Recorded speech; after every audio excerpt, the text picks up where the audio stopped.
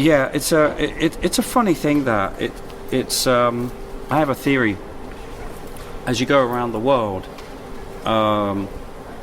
you start off in the East, let's say, but let's start at East European, because once you go into Asia, then a lot of things change musically.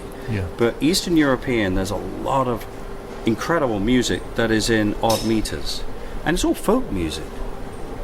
You don't even have to be a musician to play in 9/8.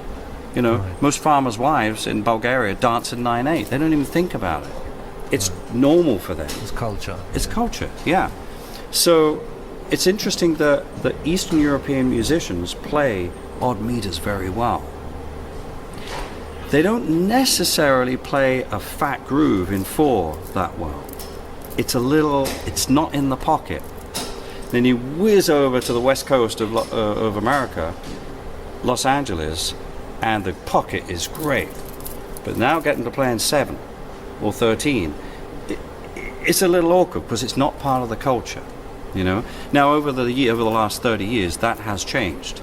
But when I was growing up and listening to odd meters and learning to play, I would come in contact with a lot of American musicians at the time who, only a few of them were really into the odd meter stuff. Most didn't do that. So a lot of it is to do with what you're used to hearing and what culture is. But at the end of the day, what my thing was to assimilate these weird times, but make them feel like they're played by a West Coast musician. Right. And I worked really hard on groove. And I thought to myself, it doesn't matter if it's in 4 or if it's in 7 or 9 or 17. It should basically feel the same. Right. It should still be the groove of the song. And if you think about it, you can tap your foot like this in any meter. At some point, it's going to Get there. you know, it's going to come around. So if you get used to playing a meter, counting 4 through it, and that downbeat becomes the upbeat. So 1, 2, 3, 4, 5, 6, 7. 1, 2, 3, 4, 5, 6, 7. 1, 2. You know, like that. 1, 2, 3, you know, that kind of thing. Yeah. It will catch up.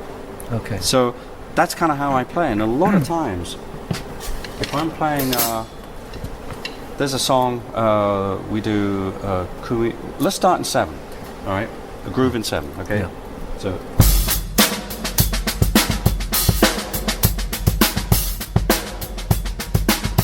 3, 4, 5, 6, 7. 1, 2, 3, 4, 5, 6, 7. But what happens with the hi-hat?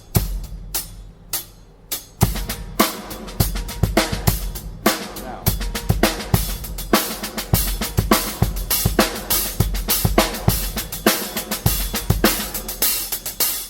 That could be a 4. You know? It's actually a slow 7. You know? Yeah. So that's my kind of little, let's say, key. Right. It's not a secret, but it's a key to playing these things. Just always look through the bar line. Right. Same as you would playing in 4. You never, when you play in 4/4, you don't count 3, 4, 1. You know? Right, that's right. Yeah. So you've got to try to get that when you're playing in 9 or 5 or 7. It's just, again, you've got to get used to doing it. Right. But that's my thing, is to make it swing. Just make it's music. It shouldn't be any different.